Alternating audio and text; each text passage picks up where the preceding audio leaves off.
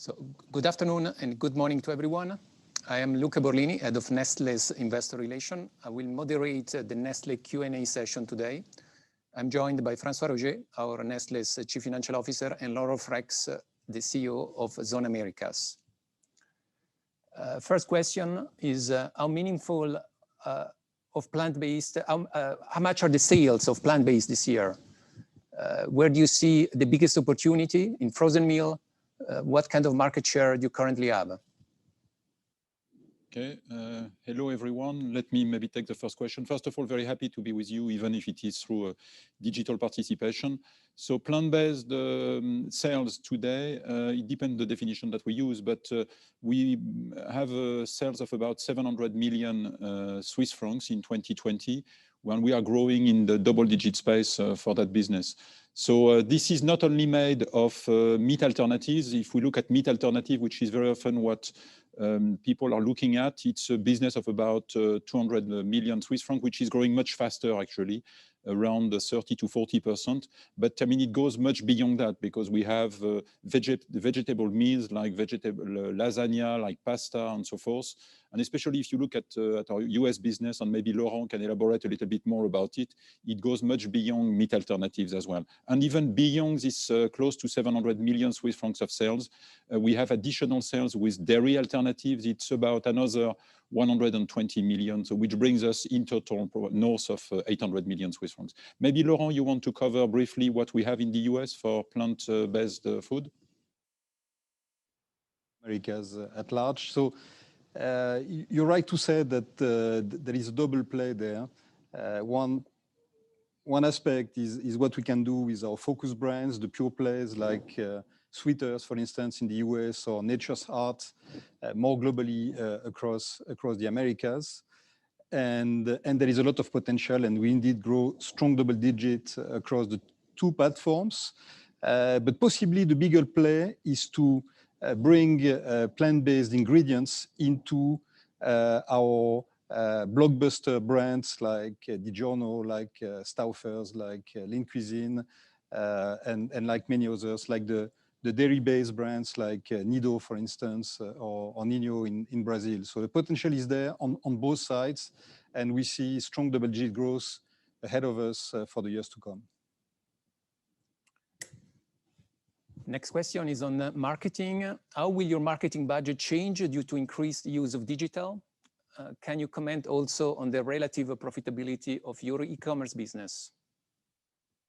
So on marketing spend, first of all, last year, you may remember that in the first half of 2020, we had actually spent significantly less than the year before because we could not activate some in-store promotion, but we caught up very well in H2. Actually, if you look only at H2, we spent about 200 million Swiss francs more than in the year before. So on net during the year, we were slightly below the year before.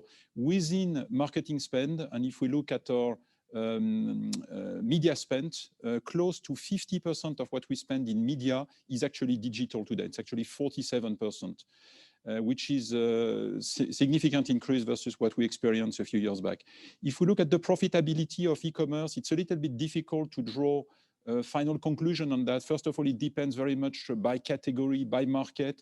On the top of it, the product mix that we have between channels is not exactly the same. So for example, we are overweight in e-commerce in some categories like infant nutrition, like coffee, like Nestlé Health Science, for example. So given that the mix is not exactly the same, it's a little bit difficult to compare. We don't have any issue in terms of margin for the time being. Overall, I would say, even if, once again, it is a little bit difficult to draw any conclusion, which is actually reasonably good because it is only, if I can say so, 13% of our total sales. So we don't have necessarily the same scale as what we have in the traditional retail space. Maybe I can add a few points that indeed the cost to serve might tend to be a bit higher than for traditional retail products, but the mix plays in our favor. The premium, super premium offerings like in pet care or infant food tend to over-index, and our approach is to customize as much as possible our offering and the end-to-end supply chain so that we can achieve similar or even better level of margins. We want the growth engines and the growth platforms to be margin accretive, so we are working hard on that side. But again, the mix plays in our favor. And to build up on what François was saying, it's probably not the best year, 2020, to talk about PFME, because in many areas we have been capacity constrained, so it doesn't make sense to promote and push the demand when you cannot really supply to the level of the demand. But still, we increased our investment, supported growth platforms. And I think we can really say now that we are in a digital first environment. Digital comes first and is in many cases more than 50% of our spend. This is the direction. You can customize the message. You can measure impact in a more granular way. So this is indeed the name of the game for the future, for the present and the future. Maybe I can add one additional consideration regarding e-commerce. Actually, the matter is less the margin. Once again, we don't have any issue in terms of margin for e-commerce for the time being, but we see e-commerce much more as a growth driver. And it's quite impressive to see what we have achieved last year. We grew by almost 50% in e-commerce, and it accounted for 13% of our total sales.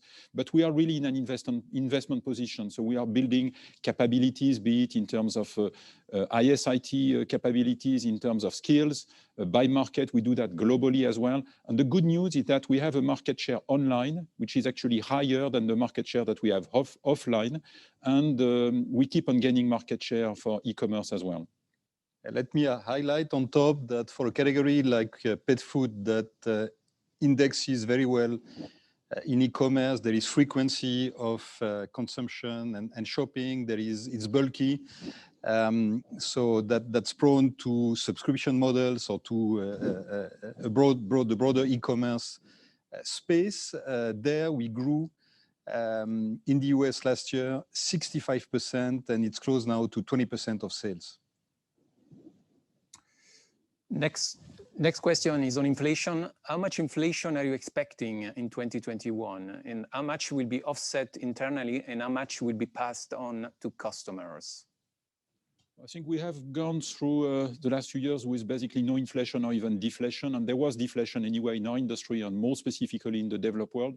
So we would not talk of inflation for the time being. What happens though is that we clearly see an increase in terms of commodity and packaging material, and we expect a more significant increase in 2021 that we had last year. Net last year, the increase of commodities and packaging material was relatively moderate, and which explains part of the reason why, by the way, we had the moderate level of pricing as well, which was only at 0.4%.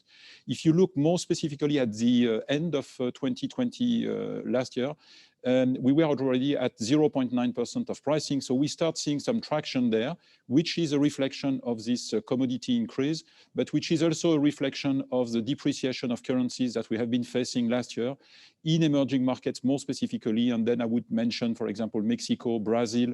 I would mention some other countries like Russia as well. And over time, this will translate into a higher inflation and pricing for us. So we do expect to have more traction on pricing in 2021 than what we had in 2020. Yeah, maybe two specifics on Zone Americas. Number one, Latin America. The largest currencies have devalued significantly against hard currencies, including the dollar, which has not been that strong lately. That's particularly true for the Brazilian real, but also for the Mexican peso. So that's imported inflation in those markets, especially for commodities. This on top of indeed commodity costs inflation in some areas, dairy in particular, or cereals will make that we will see a bit more inflation in 2021. And in the US, the additional element is the transportation costs, domestic transport, but also international transportation costs are on the rise. There is scarcity, and this is pushing prices up. Our approach is always the same. We are mindful. We are in a period of crisis. Consumption is supported today by government packages, but there will be an end to it. So we are very mindful, and the first approach is always to focus on efficiencies and productivity to mitigate as much as we can of the cost side, and then you use all the possible levers to capture some pricing, which can be innovation, renovation, strategic revenue management, promotional policies, and ultimately price lists. But once said that, yes, we will see a little bit more inflation in 2021 in the Americas and especially in Latin America. Maybe something that I can add on pricing as well. Pricing is important, but really the objective there is to neutralize the input costs that we receive, be it commodities in commodity or packaging price increases, or the impact of depreciation, as I mentioned earlier. But just to be clear, we don't create value through that, because this is very much about passing through what we receive ourselves. I think where we create much more value is through the mix, and the mix is still in 2020, and it should be the case in 2021 as well, the largest driver of our organic growth. And there we create value through premiumization and through innovation, because we are driving growth with, for example, premium products, which have a margin which is 3 to 4 percentage points higher. So when we look at premiumization, it has much more values and pricing to a certain extent, because it is driving growth, it is driving margin, and it allows us as well to differentiate ourselves and to protect ourselves from commoditization. Next question is on structural cost. How much lower can structural cost go as a percentage of sales? And can working capital go to negative territory and below zero in percentage of sales? So structural cost, you have seen what I shared in the presentation. They have declined by about 1% in the last couple of years, where our growth was around 3%. We have, so this is one of the levers that we will use in order to generate resources in the future that will be more used in order to support our growth, be it in marketing or in sustainability. We don't expect necessarily to see our structural costs reducing, given that anyway we expect our sales to accelerate as well in the mid-single digit space. But we want to have our structural costs, we want to maintain them flat. We are confident that we can do it. That's not necessarily something that is easy, given that, especially so if we grow in the mid-single digit space, but we are confident that we can do it. Once again, not an easy one, because at the same time, we need to make sure that we continue investing in sustainability, that we continue investing in e-commerce, as we mentioned earlier, that we continue investing in digital, in building additional sales force, for example. So which means that we need to take away from our P&L some of the cost that was there historically and that we don't need necessarily anymore. On the working capital question, I'm quite impressed by what we have done. I mean, we were at 8% of sales in terms of working capital in 2012. We have reduced for 9 consecutive years to reach 0 working capital. And this is not just the 31st of December 2020. This is the average of 5 quarters. So this is strong and solid, and this is structural. The benefit of it is obviously we will get the full cash benefit of our growth from now on, so which is very attractive. Can we go into negative territories? The answer is yes. Clearly, we still have identified ways to reduce further our working capital. That comes essentially with our reverse factoring program, which is about payables, and we can extend our payables probably further. You need to understand as well that we managed to reach 0 working capital last year, in spite of the fact that we increased materially our inventory. It was necessary last year in the context of COVID-19, and we did it. We increased our inventory, for example, at the end of 2020 by almost 1 billion Swiss francs, which is quite significant. But in spite of that, we have been able to reach 0 working capital, and we will be in negative territories most likely in 2021. On the structural costs, the equation that we try to manage in the framework described by François is really to focus on decreasing our cost of running our operations to create space to be able to invest in new capabilities. So typically technology, digital, automation, robotization, AI, and but as well investing in manufacturing. We have a hefty investment plan in the pipeline with new capacity, new factories coming on stream as we speak, and in the years to come, in coffee, in pet care, in food in particular, to be able to support the growth. So this is really the equation we try to manage. We want to keep structural costs flat, reduce the cost of running the operation to be able to invest in new capabilities, including people. Next question is on M&A. You have been quite active in reshaping your portfolio through M&A. The most recent example is the divestiture of the North American water business. Can you elaborate how you see the role of M&A for you going forward and the type and size of assets you would be looking at? So M&A has been instrumental in driving our growth and to a lesser extent our margin, but essentially to drive our growth. As you know, we have quite reshaped our portfolio quite significantly because we have rotated around 18% of our portfolio. The 18% corresponds to our 2017 base. And by rotation, I mean the sum of what we bought and what we disposed of. So this is quite significant. Obviously, we pulled out of some businesses that were non-core to us. For example, we were with Gerber in the US in the insurance business, which is not one of our core business. We decided to redefine our strategic boundaries and exited some businesses like Nestlé Skin Health, for example. And I think that this was the right thing to do. And we invested and strengthened some of our categories. You saw what we did with Starbucks. Amazing to see that we delivered. We achieved 2.7 billion Swiss francs of sales last year, and we added, even in the course of 2020, another 400 million of sales in that business. So what has happened over the last couple of years, and especially last year and even more the year before, is that we disposed of more than what we bought. And this is clearly something that we would like to avoid in the future. Scale matters to a certain extent, and we would like to regain scale. So we are clearly interested in making acquisition, but we need to strike the right balance between growing externally and making sure that we get decent returns on what we do. So we will remain disciplined on capital allocation. You have seen the interesting achievement that we reached last year with our return on invested capital that was almost at 15%, while we were at 10% in 2014. So we will need to strike the right balance. Does it mean that it's going to be difficult to do acquisition? Not necessarily, but we will have to be selective. We have been able to do sizable ones like Starbucks, like AI Immune, like Vital Protein and some other assets, Garden of Life and so forth, some other assets that we did for Nestlé Health Science. And we are confident that we will be in a position to do so in the future. So we are interested in obviously strengthening our core categories and our high growth categories whenever we can. But it is not exclusive, by the way. We could also invest, and we have done some investment. You saw it with Sweet Earth, for example, in the US, where we have invested in a category that is not classified as a high growth category. But so we are very much ready to do so as well.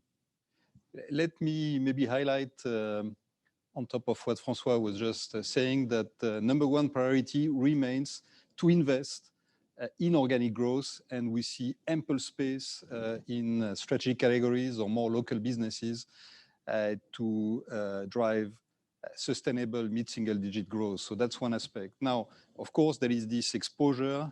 We try to reach higher exposure to growth categories.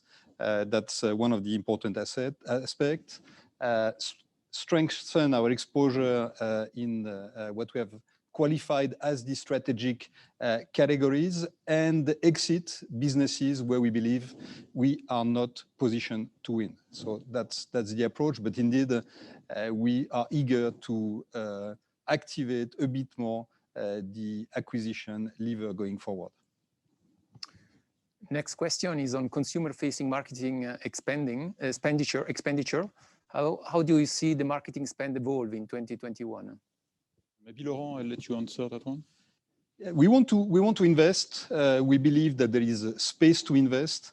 So the focus is on increasing investments in consumer-facing marketing. We probably will be cautious in the first part of the year, which is a little bit counter what we would do normally. We would invest to start strongly the year, but we are still pressured by the level of demand, which in some categories outstrips our capacity to supply. So it doesn't make sense really to push strongly the marketing lever and increase the demand when the demand is already so strong. But for the balance of the year, you will see increased investments. We believe in the power of investing in generating demand, in strengthening consumer engagement, customizing our relationship with customers and consumers to generate growth. So that's certainly a lever that we will pull very, very strongly. Next question is on pet food. You've had 3 years of strong pet food growth. Do you see any evidence of category slowdown in the next 2 years? Probably a good question for Laurent. Yeah, absolutely. I mean, the pet food such an important category for Nestlé and in particular for my zone, and absolutely no. And the best element on which I base this strong opinion is that pet adoption has increased significantly. That's one of the impacts of the COVID crisis. People have lost social contact, social connections, and of course the pet is an important element of another type of social connection. So pet adoption, and we see it across the world, is at a historical high. Pet adopted is a consumer for the next 10 to 15 years. So we will see sustained demand in the pet area, and the category remains really prone to innovation, to science-based innovation, going forward to premiumization. So we are really bullish regarding the opportunity of the category going forward. Next question is on coffee. Can you update us on your coffee business and specifically the progress you're making with your Starbucks partnership? What will be the areas of focus in 2021? So first of all, coffee is our largest category. It accounts for almost 25% of our sales. The category of business grew by almost 5% last year. The good news is that it grew for the 3 main brands, Starbucks, Nespresso, Nescafé. So very happy with that. It grew across geographies as well. And we gained market share basically across geographies and segments and categories and brands. So very happy with what we have seen. More specifically for Starbucks, you know, when we acquired that business, it was a 2 billion business 3 years ago. Last year, it was 2.7 billion Swiss francs in sales, and we added another 400 million last year, in spite of the fact that we lost a significant portion of the business in the US, which corresponds to the out-of-home business. So very happy with it. Obviously, the Starbucks development takes different shapes and form, but one element where we have been extremely happy beyond the roast and ground, because we were not present there, is with the Nespresso compatible capsules, or what we call Starbucks by Nespresso, where we have gained significant market share. As you know, this is a territory where we were not present at all, because this was about getting access to retail, given that with Nespresso, we have an exclusive distribution through our network of boutiques and our e-commerce platform. So with Starbucks by Nespresso, we got access to retail, and we gained in a little bit more than a year about 16% market share of Nespresso compatible capsules. So really extremely good, with limited impact for Nespresso. You saw it anyway. Nespresso had a fantastic year as well. We grew by 7% and almost reached 6 billion Swiss francs of sales last year.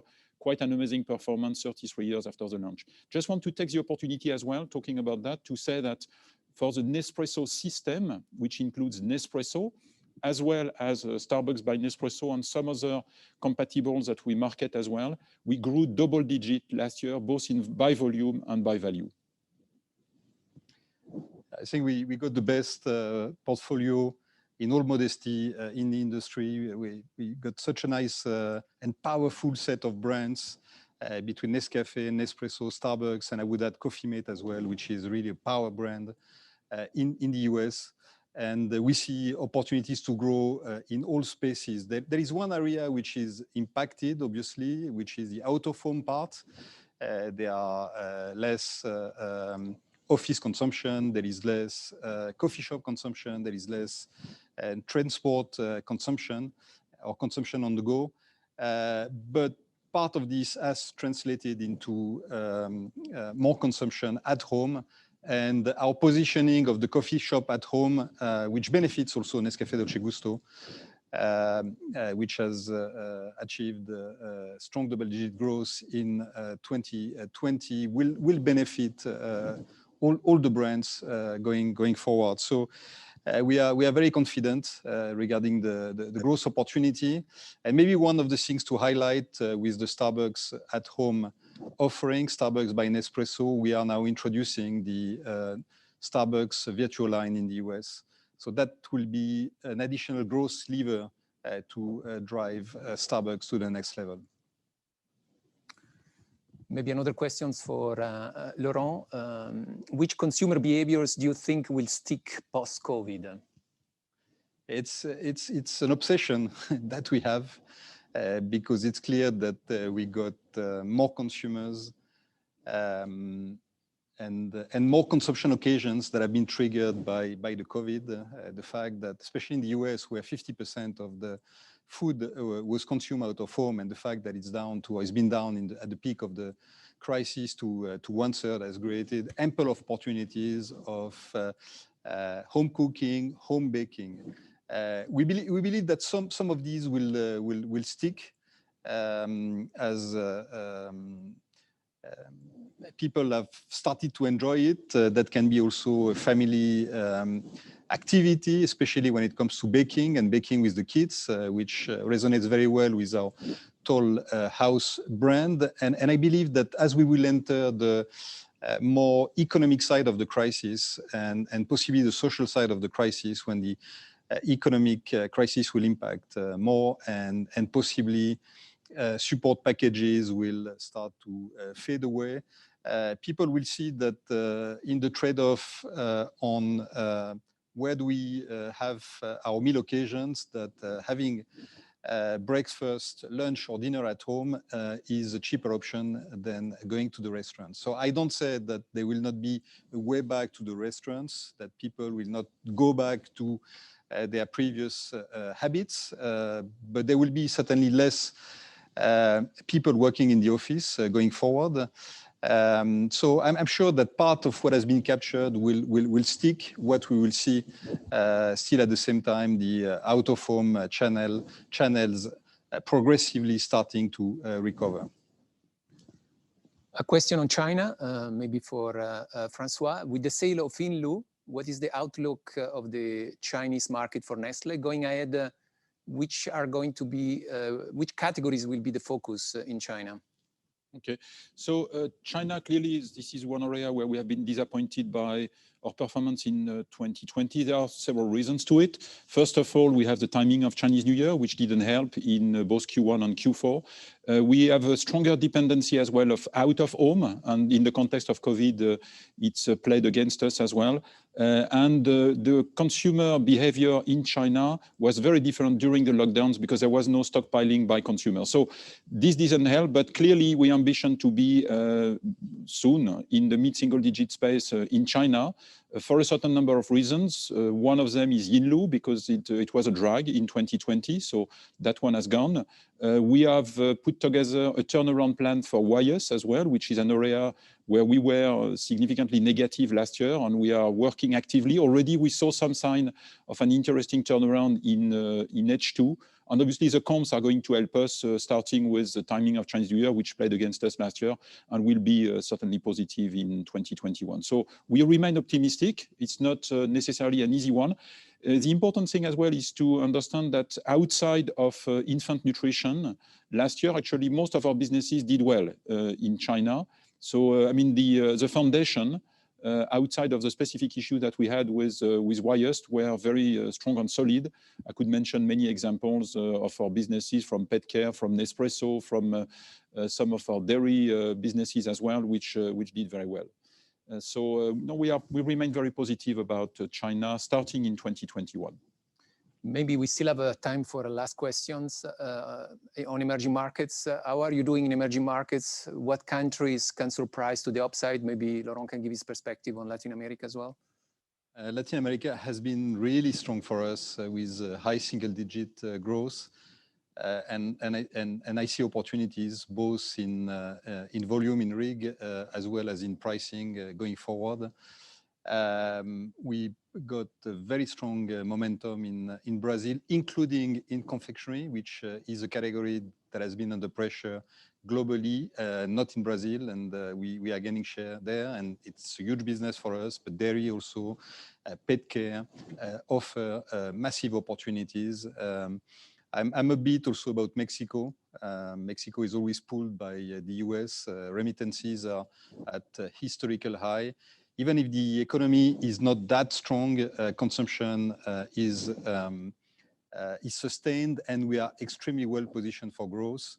I would mention also Central America, Chile, Peru as really strongholds for us. So I see significant opportunities across the board to sustain high single-digit growth going forward. We arrive at the end of the session, so I want to thank you for your time and interest, and we hope to see you face-to-face next year in Florida. Thank you.